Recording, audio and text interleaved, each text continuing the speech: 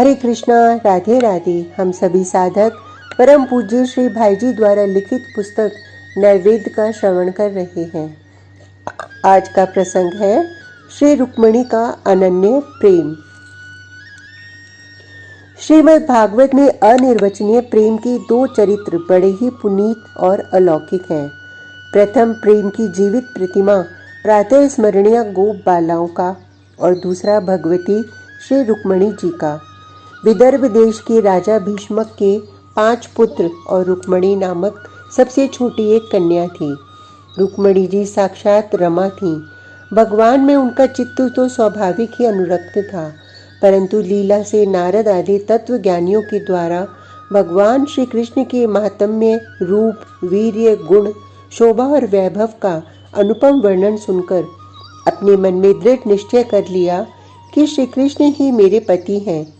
आरंभ में साधक को अपना ध्येय निश्चित करने की आवश्यकता होती है। ध्येय निश्चित होने के पश्चात उसकी प्राप्ति के लिए साधन किए जाते हैं। जिसका लक्ष्य ही स्थिर नहीं, वह निशाना क्या मारेगा। भगवती रुक्मिणी ने दृढ़ निश्चय कर लिया कि कुछ भी हो, चाहे जितना लोभ या भय आवे, मुझे तो उन्हीं को अपने जीवन आधार रूप में प्राप्त करना है। भक्त भगवान को जैसे भजता है, भगवान भी भक्त को वैसा ही भजते हैं। श्री कृष्ण का महात्म्य सुनकर उनको पति रूप से वरण किया था, तो उधर भगवान श्री कृष्ण ने भी रुक्मिणी को बुद्धि, लक्षण, उदारता, रूप, शील और गुणों की खान समझकर पत्नी रूप से ग्रहण करने का निश्चय किया। श्री रुक्मिणी के बड़े भाई रुक्मी भगवान श्री कृष्ण से द्वेष रखते थे। उन्होंने अपने माता पिता के विपरीत रुक्मिणी का विवाह श्री कृष्ण से न कर शिशुपाल से करना चाहा और उन्हीं के इच्छा अनुसार संबंध पक्का भी कर दिया। जब यह समाचार श्री रुक्मिणी जी को मिला, तब उन्हें बहुत दुख हुआ। उन्होंने अपना जीवन पहले से ही भगवान पर न्यौछावर कर दिया था और श्री कृष्ण के प्रति निवेदन करने के अभिप्राय से एक छोटा सा पत्र लिखा। उसे एक विश्वासी वृद्ध ब्राह्मण के हाथ द्वारका भेज दिया। पत्र क्या था? प्रेम समुद्र के कुछ अमूल्य और अनुपम रत्नों की एक मंजूषा थी। थोड़े से शब्दों में अपना हृदय खोलकर रख दिया था। नवदा भक्ति के अंतिम सोपान आत्मनिवेदन का सुंदर स्वरूप उसके अंदर था। ब्राह्मण देवता द्वारका पहुंचकर उनके द्वार पर उपस्थित हुए। द्वारपाल श्री कृष्ण के सामने उनको ले आया। ब्राह्मण को देखते ही भगवान ने उनको आसन दिया और आदर पूर्वक उनकी पूजा की।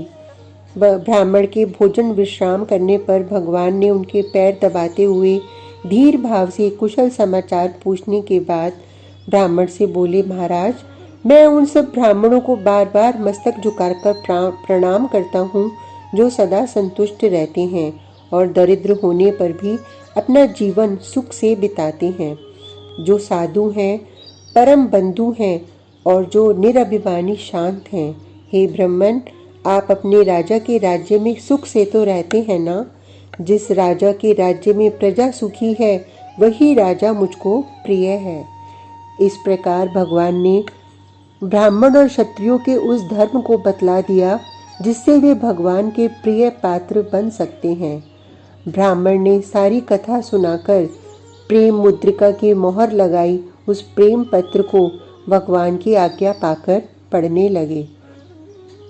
पत्र में लिखा था, हे त्रिभुवन की सुंदरता के समुद्र, हे अच्युत, जो कानों के छिद्रों द्वारा हृदय में प्रवेश करके तापों को शांत करते हैं, आपके वे सब अनुपम गुण नेत्रधारियों की दृष्टि का जो परम लाभ है, उनकी महिमा सुनकर मेरा चित्त आप पर आसक्त हो गया है। लोक लज्जा का बंधन भी उसको रोक नहीं सकता। हे मुकुंद, ऐसी कौन कुलवती, गुणवती और बुद्धिमती कामनी है जो आप जैसे अतुलनीय कुल, शील, स्वरूप, विद्या, अवस्था, प्रभाव संपन्न पुरुष को विवाह समय उपस्थित होने पर पति रूप से वरने की अभिलाषा नहीं करेगी। हे नरश्रेष्ठ, आप ही तो मनुष्यों के मन को रमाने वाले हो। मैंने आपको पति मानकर आत्मसमर्पण कर दिया है, अतएव आप यहाँ अवश्य पधार कर मुझे अपनी धर्म पत्नी बनाइए। हे कमल नयन, मैं अब आपकी हो चुकी। क्या सियार कभी सिंह के भाग को हर ले जा सकता है? यदि मैंने पूर्त इष्ट दान नियम व्रत एवं देवता ब्राह्मण और गुरुओं के पूजन द्वारा भगवान की कुछ भी आराधना की है, तो आप स्वयं आकर मेरा पानी ग्रहण करें और दमघोष आदि दूसरे राजा मेरे हाथ भी न लगा सकें। हे अजित, परसों विवाह की तिथि है, अतएव आप एक दिन पहले ही गुप्त रूप से पधारिए। फिर पीछे से आए हुए अपने सेनापतियों को साथ लेकर शिशुपाल जरासंध की सेना को नष्ट भ्रष्ट कर बलपूर्वक मुझे ग्रहण कीजिए, यही मेरी विनय है। यदि आप यह कहें कि तुम तो अंतःपुर में रहती हो और मैं तुम्हारा किस तरह विवाह कर सकता हूँ या तुम्हें हरकर ले जा सकता हूँ, तो मैं आपको इसका उपाय बताती हूँ।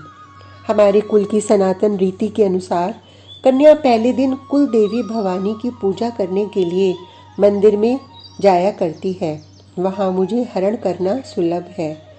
इतना लिखने के पश्चात अंत में देवी रुक्मणी लिखती हैं, हे कमल लोचन, उमापति महादेव तथा उनके समान दूसरे ब्रह्मादि महान लोग आपके अंतःकरण का ज्ञान मिटाने के लिए आपके जिस चरण रज के कणों से स्नान करने की प्रार्थना करते रहते हैं, यदि मैं उस प्रसाद को न पा सकी तो निश्चय मानिएगा कि मैं व्रत उपवास आदि के द्वारा शरीर को सुखाकर इन व्याकुल प्राणों को त्याग दूंगी। 100 जन्मों में तो आपका प्रसाद प्राप्त होगा ही। कुछ लोग तो कहते हैं प्रेम पत्र लिखना कौन से आदर्श की बात थी, लेकिन अंतिम श्लोक से स्पष्ट है कि रुक्मिणी किसी राजा या बलवान कृष्ण को नहीं जानती और चाहती थी। वे जानती थीं कि देवादेव महादेव द्वारा वंदित चरण कमल लोचन साक्षात भगवान श्री कृष्ण को, और वे इसके लिए सब कुछ छोड़कर केवल उन्हें ही चाहती थीं। यही तो भक्त का निष्काम कर्म है। भक्त के द्वारा दान यज्ञ तप सब कर्म किए जाते हैं, परंतु किस लिए? धन जन भोग, इसके लिए न, केवल भगवान को पाने के लिए। घर द्वार परिवार इनका त्याग कर इसी प्रकार तो भक्त को लोक लज्जा और मर्यादा का बांध तोड़कर आत्मसमर्पण करना पड़ता है। इतने पर भी यदि भगवान नहीं मिलते तो भक्त ऊबता नहीं। उसका निश्चय है कि आज नहीं तो क्या, कभी 100 जन्मों में तो उनका प्रसाद प्राप्त होगा ही। जहाँ इतना विशुद्ध और अनन्य प्रेम होता है, वहाँ भगवान आए बिना कभी नहीं रह सकते। अतएव रुक्मणी जी का पत्र सुनते ही भगवान ने भक्त की भीड़ हरने का निश्चय कर लिया और ब्राह्मण से कहने लगे, भगवान, रुक्मणी का चित्त जैसे मुझ में आसक्त है, वैसे ही मेरा मन भी उसी में लग रहा है। मैंने निश्चय कर लिया है कि युद्ध में अदम क्षत्रियों की सेना का मंथन कर उनके बीच से राजकुमारी रुक्मणी को ले आऊंगा। वही भक्त सबसे श्रेष्ठ समझा जाता है जो अपने अंतर के प्रेम की प्रबल टान से भगवान के चित्त में उससे मिलने के लिए अत्यंत व्याकुलता उत्पन्न कर दे। इस प्रकार की अवस्था में भगवान भक्त से मिले बिना एक क्षण भी सुख की नींद नहीं सो सकती। जैसे भक्त अपने प्रियतम भगवान के विरह में तारे गिनता हुआ रात बिताता है, वैसे ही भगवान भी उसी के ध्यान में जागा करते हैं। ऐसी स्थिति हो जाने पर प्राप्ति में विलंब नहीं होता और भगवान दौड़कर उस भक्त को सादर ग्रहण करते हैं। भगवान का रुख देखकर चतुर सारथी दारुक रथ को ले आया और भगवान ने उस पर सवार होकर रथ को बहुत शीघ्र हाँकने की आज्ञा दी और ब्राह्मण देवता तो साथ में ही थे। रुक्मणी जी ने सारी रात जागते बिताई। सूर्योदय होने पर आया, ब्राह्मण देव अभी नहीं लौटे।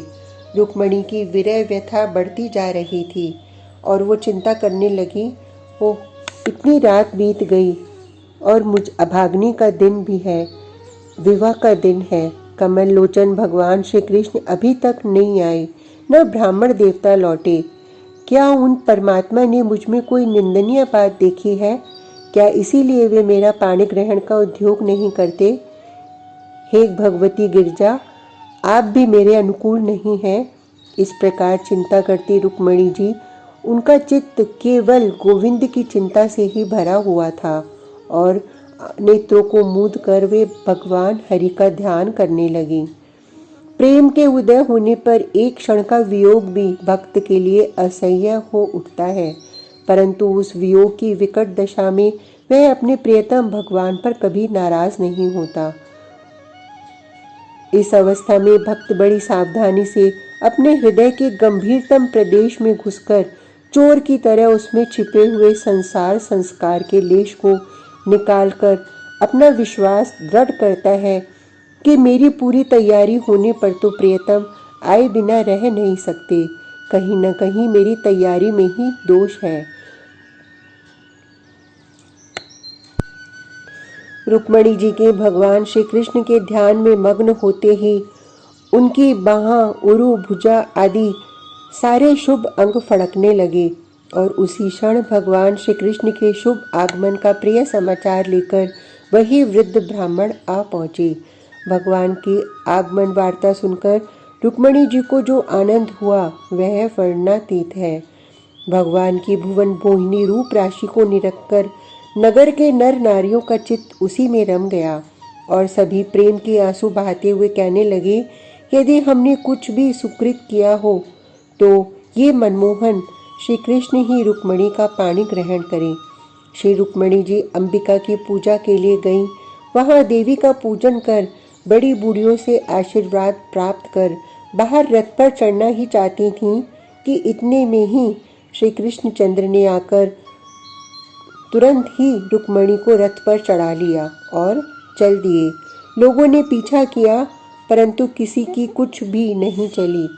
भगवान और बलदेव जी शत्रुओं का दर्प दलन कर देवी रुक्मणी सहित द्वारका आ पहुँचे और वहाँ विधि पूर्वक उनका विवाह संस्कार संपन्न हुआ।